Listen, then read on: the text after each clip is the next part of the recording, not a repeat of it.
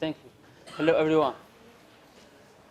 My name is Gazzam Noureddine. I am a researcher from University of Lagos, and today I would like to present my work entitled Discrete Fault Diagnosis for the Multicellular Converter, an Algebraic Approach. The outline of this presentation has 5 parts. The first one is introduction, and the second one, modeling of multicellular converter, and then algebraic observer design, then simulation results, and finally, conclusion and future works. First of all, what is a multicellular converter? Multicellular converter is a kind of multi-level converter in which he has lots of elementary cells. In this figure, we have P cells. In each cell, we have 2 switches, the upper one and the down one. And the states of these switches are complementary. And of course, there are lots of research about this converter, and they proved its significance. Of course, it has interesting practical benefits offered by its topology, and its application is given by these images. We can see clearly that he has a good potential, and of course, he has discrete states and continuous states, which we can put it as a hybrid system. Regardless of the fact that there are various control techniques have been proved the efficiency of the multicellular converter, the occurrence of faults still poses challenging issue. And to solve this problem, we have designed an algebraic observer, of course, to get from its benefits. I mean the algebraic observer, and then we generate residues in order to detect and isolate the faults. Here we are focused on the 3-cell converter. This converter has 3 elementary cells, as depicted in this figure. And the instantaneous model is given by a simple model, linear model, and the parameters of this system is given by these expressions. Of course, this model can be put in a switched model, as in the system 2. Of course, for the 3-cell converter, we have 8 modes. The 4 first modes are given here, and the last 4 modes are given here. Now, we go to design an algebraic observer. And before this, what's an observer? An algebraic observer. An algebraic observer has 2 steps. The first one is a robust estimation of the derivatives, and this theorem gives us how to estimate the derivatives of a signal in a robust way. Of course, the second step is the inversion of the output state using the estimated derivatives. We get lots of information about the state, and after that we do an inversion in order to get the states. For the multicellular converter, we mean the 3-cell converter, we need only the first derivative, because when we do an observability analysis, we get that there are only 2 information for each mode. Of course, and for the inversion, it's so simple for the 3-cell converter.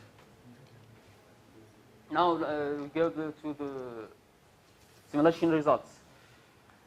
Of course, the parameters of the converter are given here, and the states of the switches are determined by the PWM control with parameters T and alpha. And T is the period, and alpha is the duty cycle. And the residues are there are 3 residues, and this table shows the signature in the presence of the fault. The first figures show that the algebraic observer has fast convergence and fast and robust, and infinite time.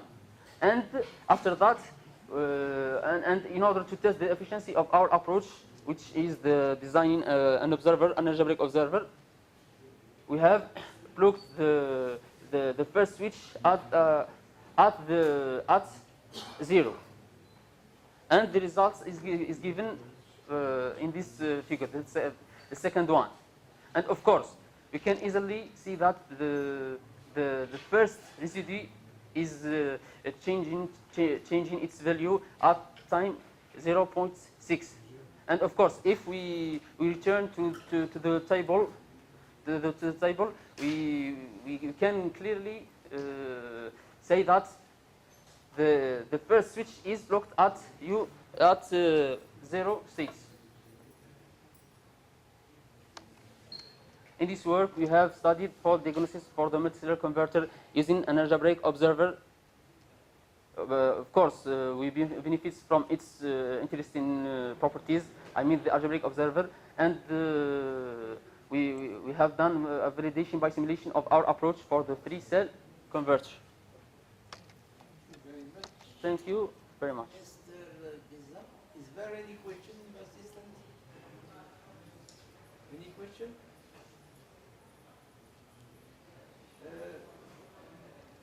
Just a remark. Yeah. Why didn't you put a picture of your preset converter? My converter. We have put the topology of the converter. No, a picture, an image, a picture of a preset converter. Maybe we will do it in the next presentation. But it's known for I think for all the people who are working on that topic.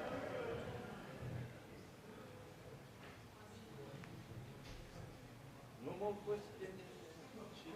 Question?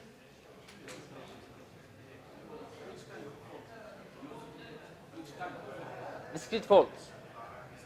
I mean the faults affecting the states, the state states, the switches, not the continuous ones, the discrete ones. You want? Yeah, I can't.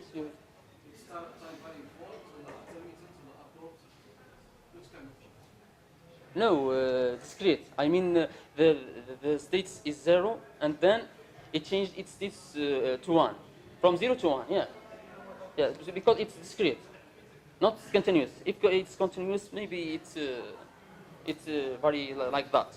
But this suddenly using the estimation, we have.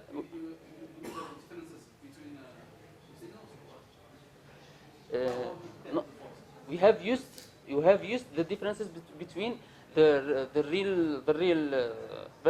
real signals and the estimated signals, but the differences is not the residues. We have just used it because there are lots of things to do after that. The residue. We have used the differences, but not the differences. We have used the differences between the estimated signals and the real signals. Yes, not E is the residue, but we have used it. We have used some properties of the model in order to get a simple way to get residues, in order to detect and isolate the faults.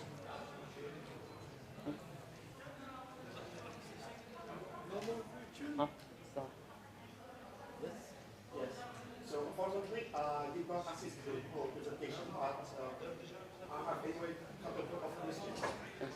So the first one is, so I know there exists another method to construct an observer, a robust observer, like yours, which is based on sliding modes. Yeah. It's the topic of your first presentation. Yeah. So did you try to compare between the two observers? Because we know in the literature that sliding modes are very robust. No, in fact, I did not compare between them. But maybe in the future work, I will do what you have proposed to me.